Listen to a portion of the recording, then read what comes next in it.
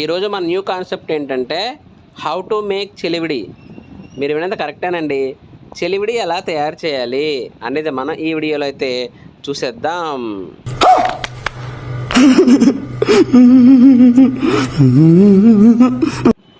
ముందుగా అయితే పంచదార తీసుకోవాలండి. పంచదార బాగా పాకం పెట్టుకోవాలన్నమాట.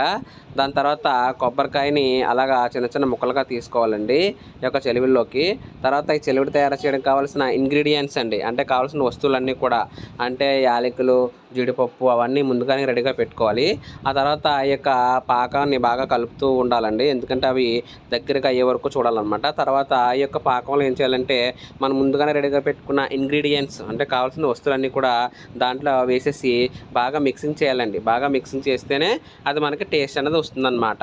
ఈ యొక్క చెలివిడికి కావాల్సిన వస్తువులను దాంట్లో వేసి ఆ తర్వాత జాగ్రత్తగా దించాలండి కిందకి, ఎందుకంటే అది గుడ్డ పట్టుకుని మాత్రం దించాలి, ఎందుకంటే చాలా వేడిగా ఉంటుంది కదండి. ఆ తర్వాత కొద్దిగా చల్లారిన తర్వాత ఏం చేయాలంటే ఇది ఇప్పుడు అసలు స్టేజ్ అండి. ఏంటంటే మనకి ఈ యొక్క చెలివిడి తయారు చేయడానికి కావాల్సిన పిండి ఉంటుందండి.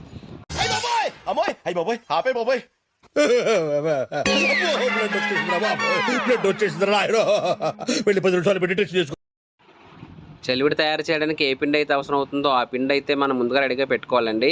ఆ పిండి అలా వేస్తున్నప్పుడు దాన్ని అలా కలుపుతూ ఉండాలండి. చూడండి వాళ్ళందరూ ఎలా కలుపుతున్నారో. అలా కలపకపోతే ఏమవుతుందంటే మనకి చెలివిడి అనేది రెడీ అవ్వదన్నమాట. అలా కలుపుతున్నప్పుడే మనకి ఆ చెలివిడి రెడీ అవుతుంది.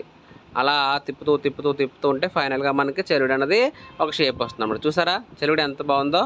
సో చాలా అద్భుతంగా తయారు చేశారు మా వాళ్ళందరూ. మీకు కావాలితే కామెంట్ పెట్టండి. అసలు మీకు ఈ ఆలోచన ఎలా వచ్చింది?